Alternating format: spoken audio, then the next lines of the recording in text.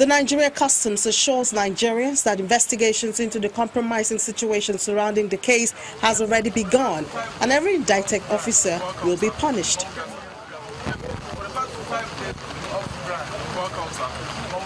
As a custom officer, you are supposed to do due diligence, whether you are aware or you failed to do what you needed to do.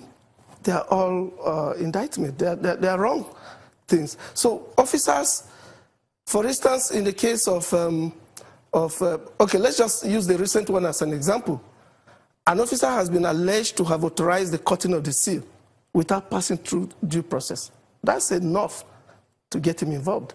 And as I speak, he's in the cell and is facing investigation. So officers who are found to have either negligently avoided their duties, involved by way of maybe taking gratification and not doing what you need to do, all these are not good stories about an officer. So once you are found to have a hand, to have failed to do what you needed to do, either because you've collected money or because there's something that you were promised, you are involved and you go for it.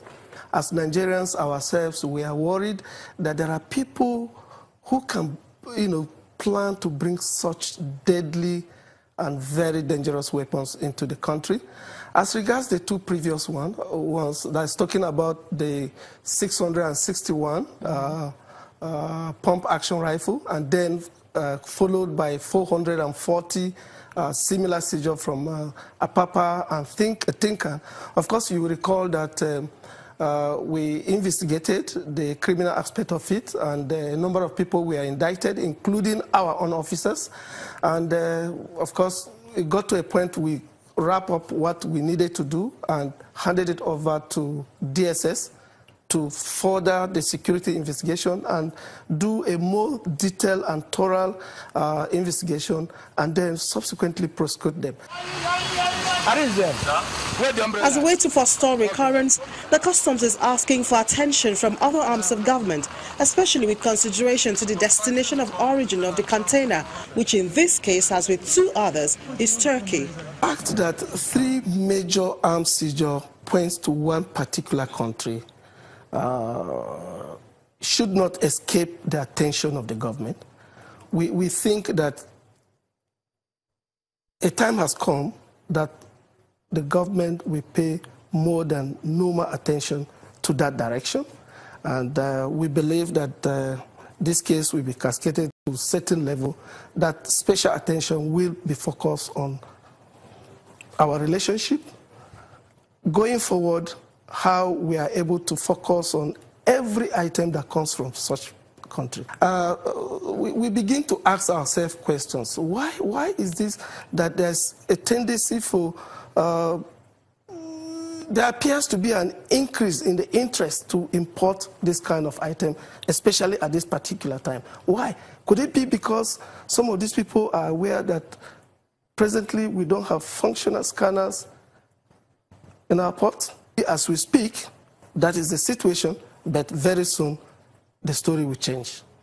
But the consolation is the fact that the present leadership of the Nigerian Customs Service have continuously fine-tuned our strategy, and it's working. For instance, last year the intelligence unit was overhauled, retrained, and you will notice that within this, among these 3 seizures, all the seizures are linked to activities of the men of the intelligence unit. So, yes, in the absence of the scanners, the intelligence unit of the service is helping our other units to be able to function better.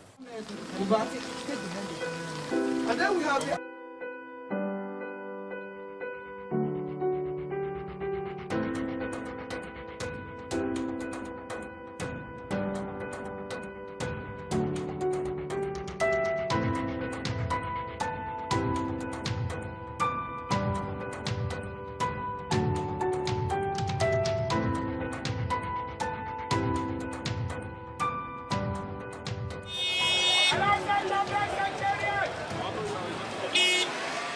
The customs may not be alone in expressing fears over the consequences of the proliferation of illicit arms, because even the Economic Community of West African States, ECOWAS, has already linked it to the recent intensity of rural banditry and herdsmen-farmers conflicts in Nigeria.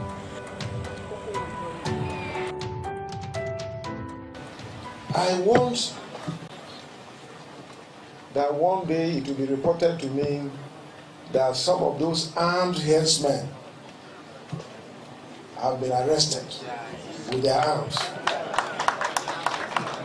That is what I want done. If we do that, the entire state will hail you and appreciate you. Let them be arrested. But let me repeat again, that for all armed herdsmen in Benue State should be chased out of Benue State by the security agents. Like the senator said, we're in a federation, this is Nigeria, it belongs to all of us. We're not sending Fulani out of the state, but we are sending armed and violent herdsmen out of our state. That one is a duty that we have to do. But those who are law-abiding, I can assure them that I will give them protection. Also, the International Action Network on Small Arms submitted that small arms and light weapons account for the loss of over 500 deaths annually, or 1 life per minute.